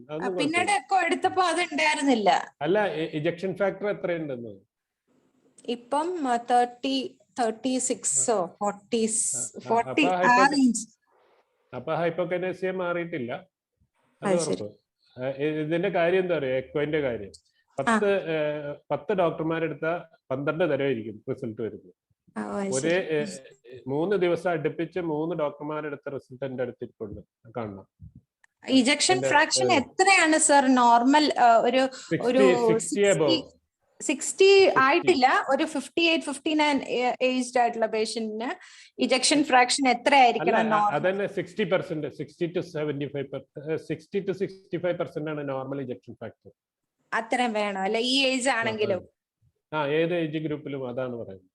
നമ്മളെ മെഡിസിൻ വെച്ച് അത് ഇജക്ഷൻ ഫ്രാക്ഷൻ കൂട്ടാൻ പറ്റുമോ സർ? പറ്റും. എന്ത് കൊടുക്കാൻ പറ്റും സർ? അയ്യോ, അത് അങ്ങനെ ചോദിച്ചാ ഇപ്പൊ ഒറ്റയടിക്ക് പറയാൻ പറ്റുമോ? അതിന്റെ ആ സിംറ്റംസും ആളുടെ ബുദ്ധിമുട്ടുകളും ആളുടെ ഇതും നോക്കിയിട്ട് നമുക്ക് പറയാം. ജനറലി പറയുന്ന എല്ലാ ഇപ്പം പുകവലിക്കുന്ന ആളെ കൺവെലേറിയ പറ്റും, കാക്ടസ് പറ്റും, ആർണിക്ക പറ്റും, അഡോണിസ് പറ്റും, അങ്ങനെ ഒരുപാടുണ്ട്. ഇപ്പൊ ഇത്രയേ ഉള്ളൂ ഇജക്ഷൻ ഫാക്ടർ വെച്ചാൽ PAH ഉണ്ടാവും. PAH മൈൽഡ് PAH അല്ലെങ്കിൽ മോഡറേറ്റ് PAH ഉണ്ടാവും. അപ്പൊ ആ pH കൺട്രോൾ ചെയ്യണം. അപ്പൊ ഇപ്പൊ അതിനായിട്ടുള്ള സർ മെഡിസിൻസ് വേണം. പിന്നെ ഇപ്പൊ പുള്ളിക്ക് റൊമാറ്റിക് ബാക്ക്ഗ്രൗണ്ട് ആണെങ്കിൽ കാൽമിയ അങ്ങനെ ആ ഒരു ഇതിൽ പോകും. Okay sir. പറഞ്ഞോളൂ. ഇപ്പൊ പേഷ്യന്റിന് അങ്ങനെ സിംറ്റംസ് ആസ് സച്ച് ഒന്നുമില്ല. BP നോർമൽ ആണ്. കൊളസ്ട്രോൾ മാത്രം ചെറുതായിട്ട് ഇങ്ങനെ ഇങ്ങനെ ബോർഡർ ലൈനിൽ നിൽക്കുന്നുണ്ട്. പിന്നെ ആൽക്കഹോളിക് ആണ് എന്ന് വെച്ചാൽ ഒരുപാടില്ല, കുറച്ച് കഴിക്കും. വേറെ സിംറ്റംസ് ഒന്നുമില്ല, ആക്റ്റീവ് ആണ്, വേറെ പ്രോബ്ലംസ് ഒന്നുമില്ല. ഓക്കെ. അല്ല, അങ്ങനെ വരുന്ന ആൽക്കഹോളിസം ഉണ്ടെങ്കിലാണ് ഞാൻ നേരത്തെ പറഞ്ഞ അവേന സെറ്റൈവ അതില് വരുന്ന ഒരു മെഡിസിൻ. ടിഞ്ചർ അല്ല സർ? ടിഞ്ചർ ഉപയോഗിക്കാം. ഓക്കെ. Okay sir. ഞാനൊരു ഒരു ചോദ്യം മനോജ് ഡോക്ടർ സംസാരിച്ചു. ഡോക്ടർ എന്തായാലും നല്ല പ്രസന്റേഷൻ ആയിരുന്നു. നമ്മുടെ ഈ ജ്ഞാനപാന പറയും പോലെ ഈ മധ്യാനർക്ക പ്രകാശം ഇരിക്കവേ കത്യോദയത്തെ മാനിച്ചു കൊള്ളേണ്ട. അത് സൂര്യപ്രകാശം ഇരിക്കുമ്പോൾ നമ്മൾ മിന്നാമിനിങ്ങനെ ആദരിക്കേണ്ട കാര്യമുണ്ടോ? അതായത് ഹോമിയോപ്പതി സൂര്യപ്രകാശമാണ്, മറുവശത്ത് ഒരു മിന്നാമിനുങ്ങാണ്. ഇപ്പൊ സാറ് പറഞ്ഞു കഴിഞ്ഞ് ഇപ്പൊ 20 മെഡിസിൻ ഒന്നും ആയില്ല. സാറ് പറഞ്ഞ ഒരുപാട് മെഡിസിൻ ഉണ്ട്. അപ്പൊ നമുക്ക് വേണ്ട, നമ്മൾ ഇപ്പൊ ഒരു ഏകകോശ ജീവി അമീബയെ പോലെയാണ്. അതായത് ഒരു സെല്ല് കൊണ്ട് എല്ലാം പ്രവർത്തിക്കുന്ന അവസ്ഥ. അത് മാറിയിട്ട് ഓരോരുത്തരും ഓരോന്നായിട്ട് തിരിഞ്ഞിട്ട് വളരെ ഇഫക്റ്റീവായിട്ട് പ്രോട്ടോകോളും കാര്യങ്ങളും ഡെവലപ്പ് ചെയ്ത് മുമ്പോട്ട് പോയാൽ നല്ലൊരു മാനേജ്മെന്റ് സിസ്റ്റം ഉണ്ടെങ്കിൽ IFPH ഉദ്ദേശിക്കുന്ന പോലെ അടുത്തൊരു 10 വർഷം കഴിയുമ്പോഴത്തേക്ക് ഹോമിയോപ്പതി വളരെയധികം മുന്നേറും എനിക്ക് തോന്നുന്നത്. എന്തെങ്കിലും സാറിന്റെ എഫർട്ട് വളരെ സൂപ്പർ ആയിട്ടുണ്ട്. ഈ നമ്മുടെ ഈ സ്ഥാപനങ്ങളുടെ കൂടെ തന്നെ ഫെലോഷിപ്പ് കോഴ്സുകൾ അല്ലെങ്കിൽ അങ്ങനെ എന്തെങ്കിലും കോഴ്സുകൾ തുടങ്ങുകയാണെങ്കിൽ തീർച്ചയായിട്ടും നമുക്ക് നല്ലൊരു ഗ്രൂപ്പിനെ വാർത്തെടുക്കാൻ കഴിയും. അഭിനന്ദനങ്ങൾ. നന്ദി ഡോക്ടർ മനോജ്. അടുത്ത രാജൻ ഡോക്ടർ സംസാരിച്ചോളൂ സാർ. നമസ്കാരം ഡോക്ടർ. നമസ്കാരം. പറയൂ രാജൻ ഡോക്ടറെ. ഞാൻ ക്ലാസ് വളരെ ഭംഗിയായിട്ട് അവതരിപ്പിച്ചു. എന്നൊരു ക്വസ്റ്റ്യൻ, ഈ സ്ഥിരമായിട്ട് BP മരുന്ന് കഴിക്കുന്ന ഡോക്ടർമാരുടെ സ്ഥിരം ജീവനാന്തം കഴിച്ചുകൊണ്ടുവരുന്നതിനുള്ള ഒരു ലോ BP വന്നാൽ പോലും, ഇപ്പോ 80, 60 അല്ലെങ്കിൽ 80, 50 വന്നാൽ പോലും സ്ഥിരം മരുന്ന് കഴിച്ചുകൊണ്ടിരിക്കുന്ന ആൾക്കാരുണ്ട് അലോപ്പതി മരുന്ന്. ആ മരുന്ന് കുറയ്ക്കാൻ നമുക്ക് പറയാൻ പറ്റുമോ? ഈ കണ്ടീഷനിൽ ഇപ്പോൾ പിന്നെ BP കുറയാൻ സാധ്യതയില്ലേ? അലോപ്പതി മരുന്ന് തന്നെ ലോ BP കണ്ടീഷനിൽ പിന്നെ അത് ഡോസ് കുറയ്ക്കാൻ വല്ല വേണ്ടി വരുമോ? അല്ലെങ്കിൽ അത് സ്ഥിരം കഴിക്കുന്ന അല്ല, അത് ഡോസ് കുറച്ചിട്ട് വേണം നമ്മൾ കൊടുക്കാൻ. അലോപ്പതി മരുന്ന് കഴിക്കുന്ന ആൾക്കാര് അലോപ്പതി അവരുടെ മരുന്ന് നിർത്തിയിട്ട് വേണം നമ്മളുടെ കൊടുക്കാൻ. അല്ല, അവര് തന്നെ സ്ഥിരമായി നിർത്താൻ പാടില്ല, അങ്ങനെ അലോപ്പതി കണ്ടിന്യൂ ചെയ്യുന്ന ആൾക്കാരുണ്ട്. അല്ല, നിർത്താൻ പാടില്ല എന്ന് പറയുന്നവരെ പിന്നെ നമുക്ക് ചികിത്സിക്കാൻ പറ്റില്ലല്ലോ. കാരണം ഇപ്പൊ വരുന്നത് മിക്കവാറും ഹൈപ്പർ ടെൻഷനും ഇതെല്ലാം ഉള്ളത് ഒരു 3 or 4 മെഡിസിൻസ് ഹൈപ്പർ ടെൻഷൻ ആയിട്ടുണ്ടാവും. ഇപ്പൊ കഴിഞ്ഞ ദിവസം ഉണ്ടായ ഒരു സംഭവം പറഞ്ഞുതരാം. അതായത് നമ്മുടെ ഒരു ഡോക്ടറുടെ ബന്ധുവാണ്, എൻ്റെ അടുത്ത് ട്രീറ്റ്മെന്റ് ഉണ്ട്. അപ്പം അവർക്ക് ഈയിടെ പെട്ടെന്ന് അദ്ദേഹത്തിന് ക്രിയാറ്റിൻ ലെവൽ കൂടി, HB കുറഞ്ഞു. ക്രിയാറ്റിൻ ലെവൽ കൂടി HB കുറഞ്ഞു. അപ്പോൾ എന്നോട് അവര് കഴിക്കുന്ന മരുന്നുകൾ ഇതുവരെ പറഞ്ഞിട്ടില്ലായിരുന്നു. ഞാൻ ചോദിച്ചു ഇപ്പൊ കഴിക്കുന്ന മരുന്നുകൾ ഏതൊക്കെയാണെന്ന്. അത് പറഞ്ഞ് ആ മരുന്നുകൾ ഞാൻ റെഫർ ചെയ്ത് നോക്കുമ്പോൾ അതിൽ 3 മെഡിസിൻസ് ഉണ്ട്. ഈ 3 മെഡിസിൻസ് 2 ക്രിയാറ്റിൻ ലെവൽ കൂടുതലുണ്ടെങ്കിൽ കഴിക്കാൻ പാടില്ല. വേറൊരു മെഡിസിന് ടിപ്പിക്കലായിട്ട് HB കുറയ്ക്കും. ഇങ്ങനെ 3 മെഡിസിൻസ് അവർ ഉപയോഗിക്കുന്നുണ്ട്. ഇത് നിർത്താൻ പറഞ്ഞപ്പം അവര് പറഞ്ഞ് ഞാൻ അവരുടെ പരിചയത്തിലുള്ള ഒരു ഡോക്ടറായിട്ടൊന്ന് ഡിസ്കസ് ചെയ്യട്ടെ എന്ന് പറഞ്ഞു. അപ്പൊ ആ ഡോക്ടറെ ഡിസ്കസ് ചെയ്യാൻ വിളിച്ചപ്പോ ആ ഡോക്ടർ ഓൾറെഡി സ്ട്രോക്ക് ആയിട്ട് കിടക്കുകയാണ്. അപ്പൊ അദ്ദേഹത്തിന് പറ്റിയെന്താ വെച്ചാല് അദ്ദേഹം ഈ ഒരു 10 വർഷം 4 വർഷം 5 വർഷം ഈ മെഡിസിൻസ് ഉപയോഗിക്കുന്നുണ്ടെന്ന്. ഇപ്പൊ ഇവർക്ക് കൊടുത്തിട്ടുള്ള ഈ ടിപ്പിക്കൽ മെഡിസിൻ കൊടുത്തിട്ട് കഴിക്കുന്നുണ്ടായിരുന്നു. അയാള് നോക്കുമ്പോ ഒരു ദിവസം പെട്ടെന്ന് എന്തോ പ്രശ്നമായിട്ട് നോക്കുമ്പോ HB 5 ആയിപ്പോയി. പിന്നെ അതിനോടൊപ്പം സ്ട്രോക്ക് വന്നു. എന്നിട്ടും ആ ഡോക്ടർ പറയുന്നത് എന്താ അറിയോ? ഈ മരുന്ന് നിർത്താനല്ല അവരോട് പറഞ്ഞത്, നിങ്ങൾ ഒന്നും കൂടിയും സ്റ്റൂള് ടെസ്റ്റ് ചെയ്തിട്ട് ഒക്കൽറ്റ് ബ്ലഡ് ഉണ്ടെങ്കിൽ മാത്രം മറ്റേ ഡോക്ടറെ കണ്ടിട്ട് അവരോട് പറയുക, അത് കുറച്ച് തരാൻ പറയാ എന്നാണ് പറഞ്ഞത്. അപ്പോഴും അവര് കുറയ്ക്കാൻ പറയുന്നില്ല. അപ്പൊ അതാണ് അവരുടെ ഒരു പ്രോട്ടോകോൾ. അപ്പൊ നമുക്ക് വഴങ്ങാത്ത പേഷ്യൻസിനെ പിന്നെ നമ്മൾ നോക്കേണ്ട കാര്യമില്ല. നമ്മൾ പറഞ്ഞത് കേൾക്കും എന്നുണ്ടെങ്കിൽ മാത്രമേ ഉള്ളൂ. എടുക്കുകയുള്ളൂ. അത് ഞാൻ അത്തരം ഒരു സമീപനമാണ്. കാരണം എന്ന് വെച്ചാൽ പേഷ്യൻസിനോട് പറയും ഇത് ഇന്ന പേര് ചെയ്താൽ ഇന്ന മാതിരി ഗുണമുണ്ട്. ഇപ്പൊ പ്രോസ്റ്റേറ്റ് എൻലാർജ്മെന്റ് വരും, അത് അവർ കൊടുക്കുന്ന ചില മെഡിസിൻസ് ഉണ്ട്, യുവാബ്രാഡ് മറ്റേത് മറിച്ചതെന്നൊക്കെ പറഞ്ഞിട്ട്. ഈ മെഡിസിൻസ് കഴിച്ചു തുടങ്ങിയാൽ ഇവരുടെ മെയിൽ ചെസ്റ്റ് ഫീമെയിൽ ചെസ്റ്റ് പോലെയാവും, ബ്രസ്റ്റ് അങ്ങ് വളരാൻ തുടങ്ങും. പിന്നെ ഇവരുടെ 100% അവരുടെ സെക്ഷൽ പവർ അങ്ങ് പോകും. പിന്നെ ഇവർക്ക് റിവേഴ്സ് ഇജാഗുലേഷൻ ആണ് സംഭവിക്കുക. ഇത്തരം കാര്യങ്ങൾ കറക്റ്റായിട്ട് അങ്ങ് പറഞ്ഞു കൊടുത്താൽ അത് മനസ്സിലാക്കുന്നവർ നിർത്തും, അല്ലാത്തതിന്റെ കാര്യം പോക്ക് തന്നെ. അതാണ്. Thank you doctor. അടുത്ത ഭാഗ്യലക്ഷ്മി ഡോക്ടർ സംസാരിച്ചോളാം. Good evening doctor. Good evening. പറഞ്ഞോളൂ.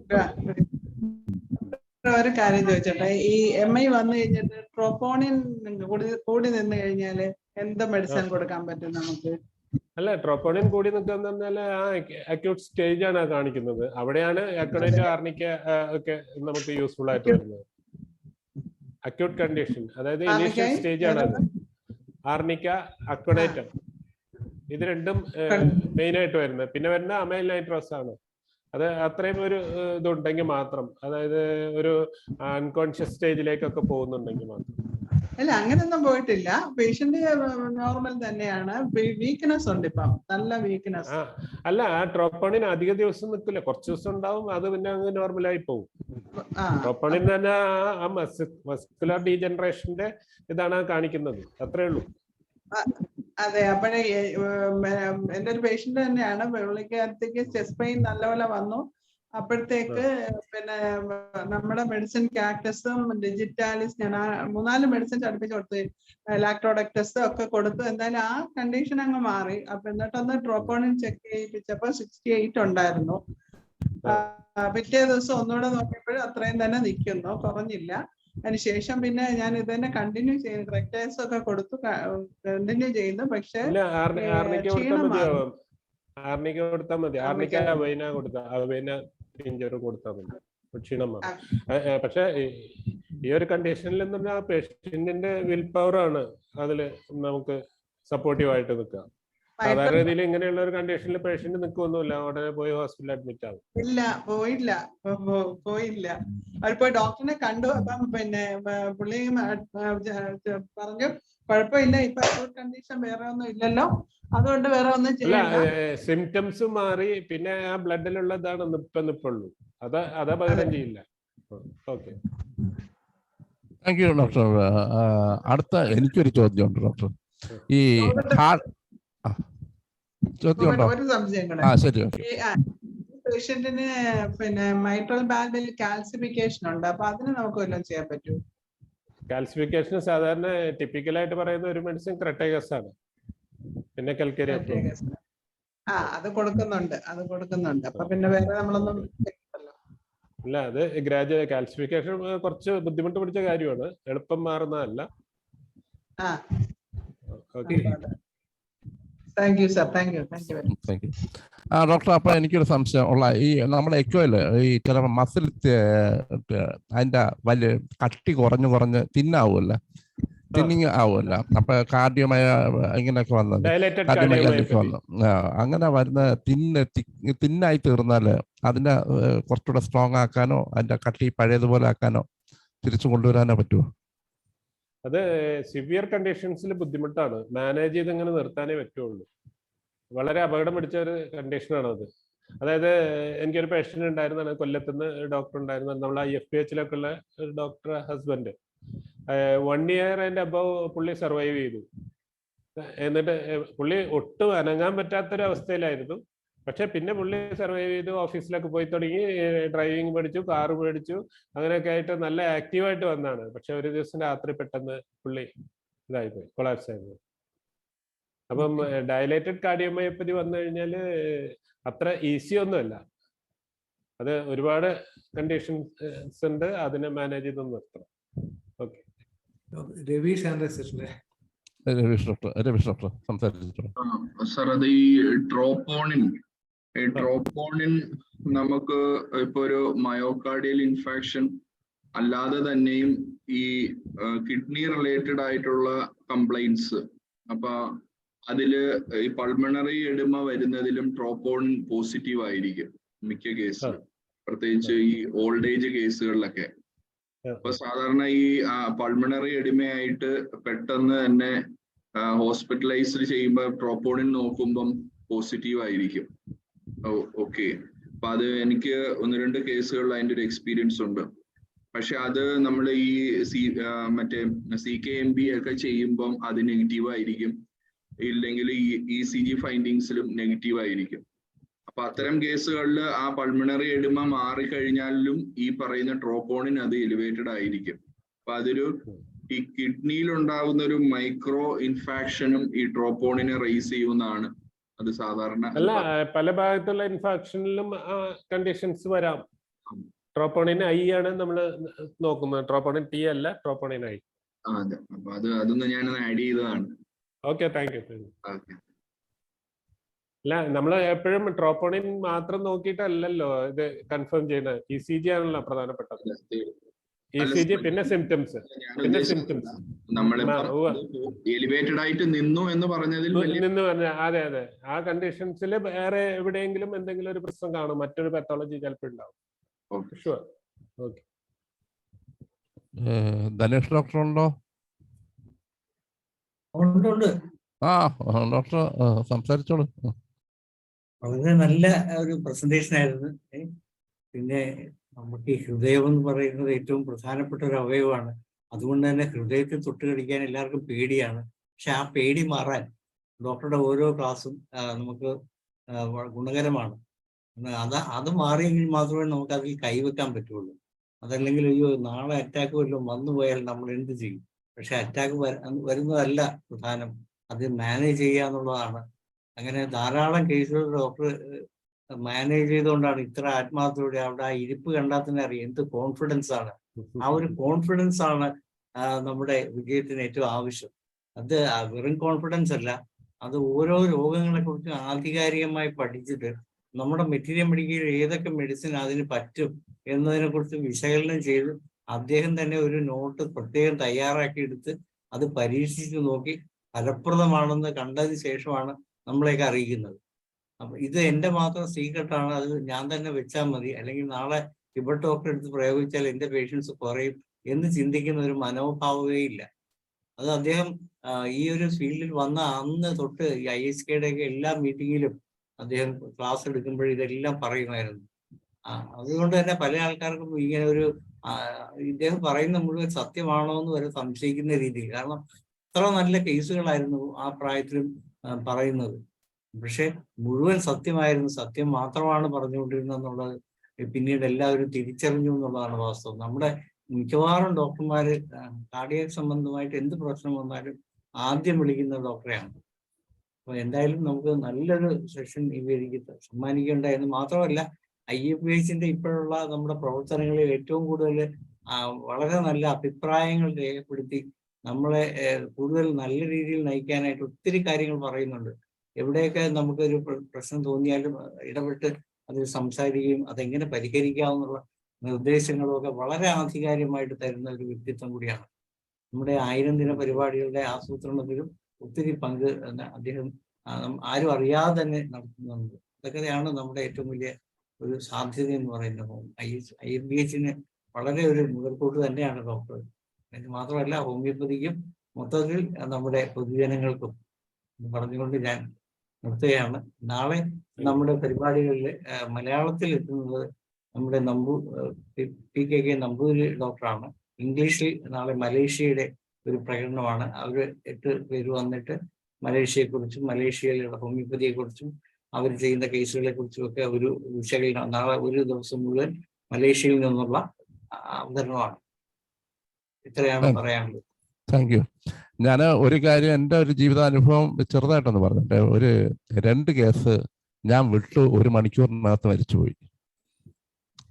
ഹാർട്ട് നമ്മുടെ അടുത്ത് പെട്ടെന്ന് കയറി വന്നു, ഞാൻ പറഞ്ഞു വിട്ടു 1 മണിക്കൂറിനകത്ത് തന്നെ 2 പേഷ്യൻസ് മരിച്ചു പോയിട്ടുണ്ട്. അത് ഗ്യാസ് എന്നൊക്കെ പറഞ്ഞാണ് വരുന്നത്, പക്ഷെ നമ്മൾ പെട്ടെന്ന് നോക്കുമ്പോൾ കൊളാപ്സ് ആയ കണ്ടീഷനിൽ പറഞ്ഞു വിട്ടു. അതേസമയം നമ്മുടെ കൈ വെച്ചിരുന്നെങ്കിലുള്ള സ്ഥിതി ഒന്ന് ആലോചിച്ച് നോക്കുന്ന നേരത്തെ ഡോക്ടർ പറഞ്ഞു മരുന്ന് മരുന്ന് കൊടുത്തിട്ട് ഉടൻ ഞാൻ അങ്ങ് വിട്ടു. ഉടൻ അഡ്മിറ്റ് ചെയ്യാൻ പറഞ്ഞു. പക്ഷെ അഡ്മിറ്റ് ചെയ്യാൻ ഇവർ പോകുമ്പോൾ തന്നെ ആള് തീർന്നു, രണ്ടുപേര്. വൈൻഡപ്പ് ചെയ്യാം ഡോക്ടറെ. ആ ശരി, ഓക്കെ. അപ്പോൾ നമ്മളെ സമയം കഴിഞ്ഞു. ഡോക്ടർ രവീഷ് ഇരിപ്പുണ്ട്. ഡോക്ടർ രവീഷ് തന്നെ താങ്ക്സ് പറഞ്ഞോളൂ. ഡോക്ടർ രവീഷിന് നാളത്തെ എന്തെങ്കിലും നമ്മുടെ പരിപാടിയെ കുറിച്ച് എന്തെങ്കിലും കൂടെ ആഡ് ചെയ്യാനുണ്ടെങ്കിൽ അതുകൂടെ പറഞ്ഞിട്ട് വൈൻഡപ്പ് ചെയ്യാം. അത് പറഞ്ഞല്ലോ. ഇല്ല സാറേ, ഇല്ല ഇല്ല. ഒന്ന് വോട്ട് ഓഫ് താങ്ക്സ് പറഞ്ഞോളൂ രവീഷ് ഡോക്ടർ. ഓക്കെ, വളരെ മനോഹരമായ ഒരു ക്ലാസ് തന്നെയാണ്. അതില് ഇപ്പൊ ധനേഷ് സാറ് പറഞ്ഞ കാര്യം തന്നെയാണ്, ആ കോൺഫിഡൻസോടുള്ള ആ ഇരിപ്പ് തന്നെയാണ് നമ്മളുടെ കോൺഫിഡൻസ് വർദ്ധിപ്പിക്കുന്നത്. സാറിന്റെ ആ ഇരുത്തമാണ് നമുക്ക് കോൺഫിഡൻസ് വർദ്ധിപ്പിക്കുന്നത്. 20 മെഡിസിനെ പറഞ്ഞുള്ളൂ, ഇനി അടുത്ത ക്ലാസ്സിൽ വീണ്ടും അടുത്ത സെറ്റ് ഓഫ് മെഡിസിൻസ് പറയും എന്ന വിശ്വാസത്തോടെ IFPHന്റെ പേരിൽ എല്ലാവിധ നന്ദിയും ഞാൻ രേഖപ്പെടുത്തുന്നു. Thank you. അങ്ങനെ ഡോക്ടർ ആൻസർ സാറിന് ഈ ദിവസങ്ങളിലുള്ള ഇത്രയും നല്ലൊരു ക്ലാസ് എടുത്തതിന് വേണ്ടി പ്രത്യേകമായിട്ടുള്ള നന്ദി രേഖപ്പെടുത്തുകയാണ്. അതോടുകൂടി ഇന്നത്തെ ഈ ദിവസം 981ാമത്തെ ദിവസം മീറ്റിംഗ് കഴിഞ്ഞതായിട്ട് കൺക്ലൂഡ് ചെയ്യുന്നതായിട്ട് എല്ലാവരും അറിയിക്കുന്നു. Good night.